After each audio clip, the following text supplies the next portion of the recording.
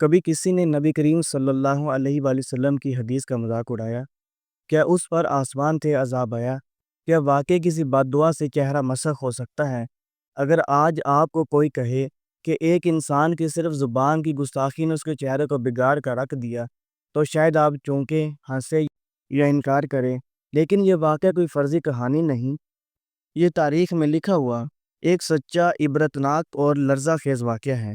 یہ بات ہے اس دور کی جب بغداد علم کا مرکز تھا، جہاں امام احمد بن حنبل رحمۃ اللہ علیہ جیسے لوگ حدیث کا ایک ایک لفظ وضو کر کے قبلہ رخ ہو کر کامتے دل کے ساتھ بیان کرتے تھے۔ لوگ مسجدوں میں زمین پر بیٹھ کر علم حاصل کرتے، علماء کے الفاظ پر کان رکھتے، اور جب قال رسول اللہ صلی اللہ علیہ وآلہ وسلم سنائی دیتا تو دل جھک جاتے، آنکھوں سے آنسو بہنے لگتے۔ ایسا ادب، ایسا ایمان ہوتا ان لوگوں کا۔ لیکن اس دن ایک نوجوان شخص مسجد میں داخل ہوا۔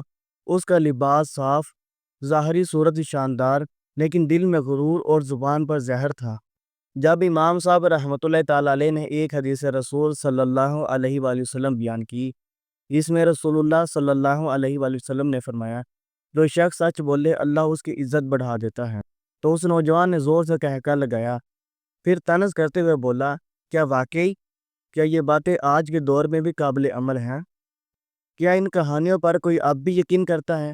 لوگوں نے پلٹ کر دیکھا، سب کچھ ساکت ہو گیا، علماء خاموش ہو گئے، لیکن اس کی گستاخانہ زبان چلتی رہی۔ اگر یہ سب سچ ہوتا تو آسمان سے بجلی گرتی، زمین پھٹتی، کچھ تو ہوتا۔ اب سب لوگ خاموش تھے، لیکن حدیث رسول صلی اللہ علیہ وآلہ وسلم کے گستاخ کی زبان سے گستاخانہ جملے رکنے کا نام نہیں لے رہے تھے۔ اسی مسجد میں ایک خاموش بزرگ ولی اللہ بھی بیٹھے تھے، جنہیں لوگ صاحب حال کہتے تھے۔ بات بہت کم کرتے، زیادہ تر ذکر میں ڈوبے رہتے۔ انہوں نے جب یہ جملے سنے تو ان کی آنکھیں بند ہو گئیں، ہونٹ لرزنے لگے، پیشانی پر شکنیں، اور پھر وہ بولے، اللہ اکبر! اے رب کریم، یہ شخص تیرے محبوب نبی صلی اللہ علیہ وآلہ وسلم کی حدیث کا مذاق اڑا رہا ہے۔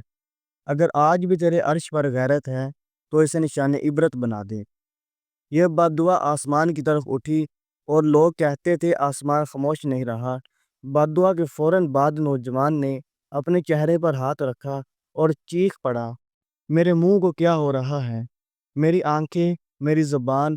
اس کی آنکھیں باہر نکل آئی، زبان لٹک گئی، چہرہ ٹیڑھا ہو گیا، وہ فرش پر گرا، تڑپنے لگا، روتا رہا۔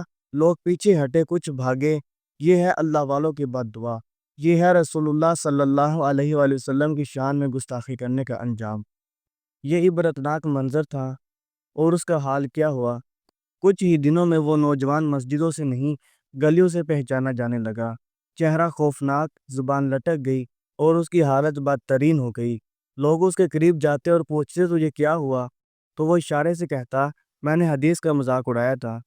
اب وہ نہ ہنس سکتا تھا نہ بول سکتا، بس سڑکوں پر پھرتا رہتا اور اپنی حالت خود بیان کرتا، بغیر الفاظ کے، صرف چہرے سے۔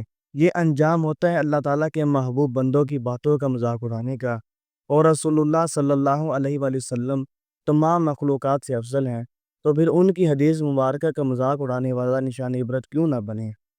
یہ واقعہ کسی دیہاتی کے بیان کا حصہ نہیں، یہ موجود ہے امام ذہبی رحمۃ اللہ تعالی علیہ کی لکھی ہوئی کتاب سیر اعلام النبلاء میں، اور امام ابن جوزی رحمۃ اللہ تعالی علیہ کی کتاب صفات الصفوت میں۔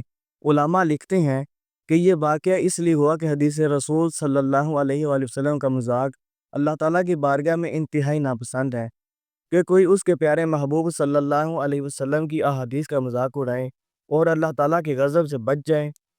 یہ وہ وقت تھا جب اللہ والے صرف ہاتھ اٹھاتے تھے اور تقدیریں پلٹتی تھی، چہرے بدلتے تھے، اور زمین گواہ بن جاتی تھی۔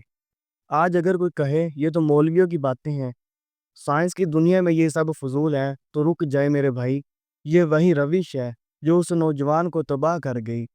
یاد رکھو، حدیث قرآن کے بعد سب سے بڑی چیز ہے۔ حدیث کا انکار نبی کریم صلی اللہ علیہ وسلم کا انکار ہے، اور نبی کا انکار ایمان سے محرومی ہے۔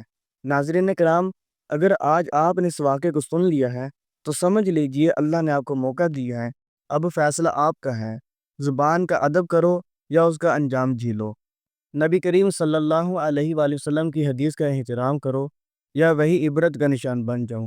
اگر آپ کا دل لرز گیا ہو تو کمنٹ میں لکھو اللہم صلی علی محمد، اور اس ویڈیو کو ان تک پہنچاؤ جو بے خیالی میں دین کا مذاق بنا بیٹھے ہیں، کیونکہ شاید آپ کے ایک کلک سے کسی کی آخرت بچ جائے۔